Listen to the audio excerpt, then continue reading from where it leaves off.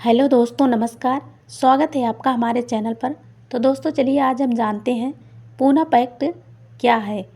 अब तक भीमराव अंबेडकर आज तक की सबसे बड़ी अछूत राजनीतिक हस्ती बन चुके थे।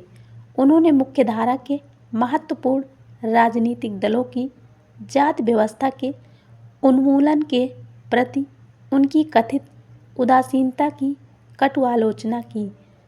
अंबेडकर ने भारतीय राष्ट्रीय कांग्रेस और उसके नेता महात्मा गांधी की भी आलोचना की। उन्होंने उन पर अछूत समुदाय को एक करुणा की वस्तु के रूप में प्रस्तुत करने का आरोप लगाया। अंबेडकर ब्रिटिश शासन की विफलताओं से भी असंतुष्ट थे। उन्होंने अछूत समुदाय के लिए एक ऐसी अलग राजनीतिक पहचान की वकालत की जिसमें कांग्रेस और ब्रिटिश दोनों की ही कोई दखल न हो।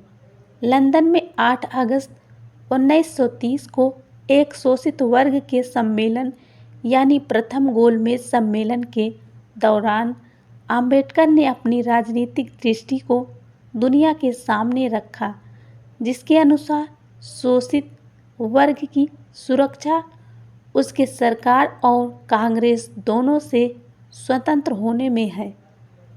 हमें अपना रास्ता स्वयं बनाना होगा और स्वयं राजनीतिक शक्ति शोषितों की समस्याओं का निवारण नहीं हो सकती। उनका उद्धार समाज में उनका उचित स्थान पाने में निहित है।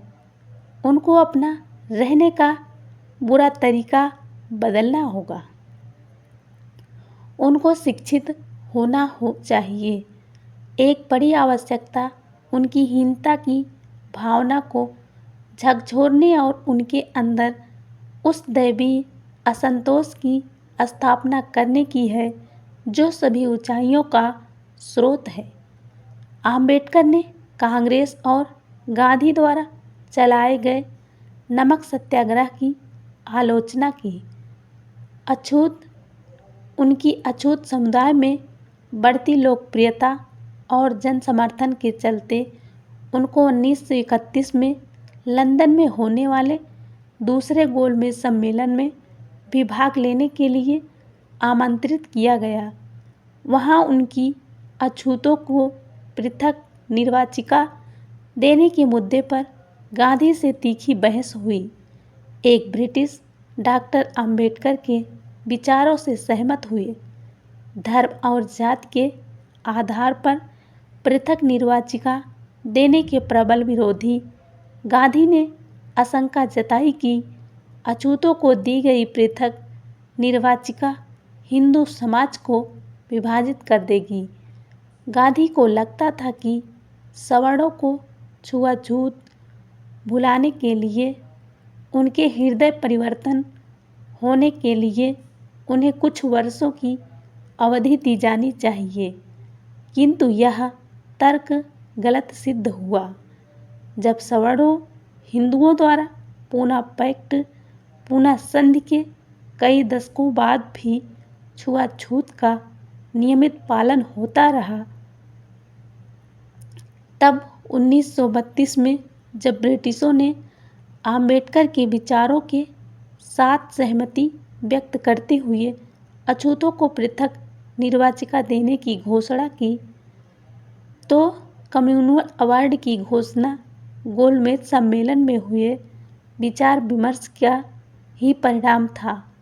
इस समझौते के तहत अंबेडकर द्वारा उठाई गई राजनीतिक प्रतिनिधित्व की मांग को मानते हुए पृथक निर्वाचिका में दलित वर्ग को 2 वोटों का अधिकार प्रदान किया गया। इसके अंतर्गत 1 वोट से दलित अपना प्रतिनिधि चुन सकते थे व दूसरी वोट से सामान्य वर्ग का प्रतिनिधि चुनने की आज़ादी थी। इस प्रकार दलित प्रतिनिधि केवल दलितों को ही वोट से चुना जाना था। इस प्रावधान से अब दलित प्रतिनिधि को चुनने में सामान्य वर्ग का कोई दखल शेष नहीं रहा था। लेकिन वहीं दलित वर्ग अपनी दूसरी वोट का इस्तेमाल करते हुए सामान्य वर्ग के प्रतिनिधि को चुनने में से अपनी भूमिका निभा सकता था। ऐसी स्थिति में दलितों द्वारा चुना गया दलित उम्मीदवार दलितों की समस्या को अच्छी तरह से रख सकता था, किंतु गैर उम्मीदवार के लिए यह जरूरी नहीं था। उनकी समस्याओं के समाधान का प्रयास भी करता। गांधी इस समय पूना की एरवड़ा जेल में थे। कम्युनल अवार्ड की घोषणा होते ही गांधी ने पहले तो प्रधानमंत्री को पत्र लिखकर इसे बदलने की मांग की, लेकिन जब उनको लगा कि उनकी मांग पर कोई अमल नहीं किया जा रहा है तो उन्होंने मरण व्रत रखने की घोषणा कर दी। तभी आम्बेडकर ने कहा कि यदि गांधी देश की स्वतंत्रता के लिए यह व्रत रखता तो अच्छा होता, लेकिन उन्होंने दलित लोगों के विरोध में यह व्रत रखा है, जो बेहद अफसोसजनक है।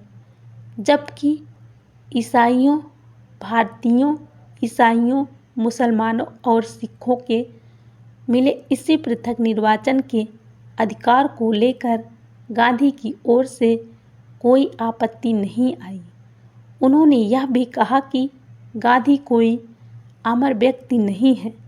भारत में न जाने कितने ऐसे लोगों ने जन्म लिया और चले गए। आम्बेडकर ने कहा कि गांधी की जान बचाने के लिए वह दलितों के हितों का त्याग नहीं कर सकते। अब मरण व्रत के कारण गांधी की तबीयत लगातार बिगड़ रही थी। गांधी के प्राणों पर भारी संकट आन पड़ा और पूरा हिंदू समाज आम्बेडकर का विरोधी बन गया। देश में बढ़ते दबाव को देख आम्बेडकर 24 सितंबर 1932 को शाम 5 बजे एरवाड़ा जेल पहुंचे। यहां गांधी और आम्बेडकर के बीच समझौता हुआ, जो बाद में पूना पैक्ट के नाम से जाना गया। इस समझौते में आम्बेडकर ने दलितों को कम्युनल अवार्ड में मिले पृथक निर्वाचन के अधिकार को छोड़ने की घोषणा की, लेकिन इसके साथ ही कम्युनल अवार्ड से मिली 78 आरक्षित सीटों की बजाय पूना पैक्ट में आरक्षित सीटों की संख्या बढ़ाकर 148 करवा ली। इसके साथ ही अछूत लोगों के लिए प्रत्येक प्रांत में शिक्षा अनुदान में पर्याप्त राशि, नियत कार्रवाई और सरकारी नौकरियों से बिना किसी भेदभाव के दलित वर्ग के लोगों की भर्ती को सुनिश्चित किया और इस तरह से आम्बेडकर ने महात्मा गांधी की जान बचाई।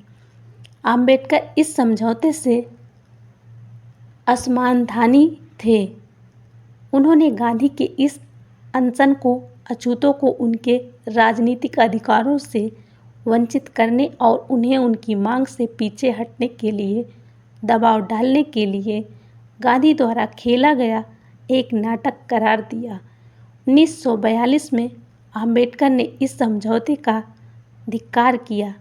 स्टेट ऑफ माइनॉरिटी इस ग्रंथ में भी पूना पैक्ट संबंधित नाराजगी व्यक्त की है। भारतीय रिपब्लिकन पार्टी द्वारा भी इसे से पहले कई बार धिक्कार सभाएं हुई हैं। तो दोस्तों, मिलते हैं अगले वीडियो में। तब तक के लिए धन्यवाद।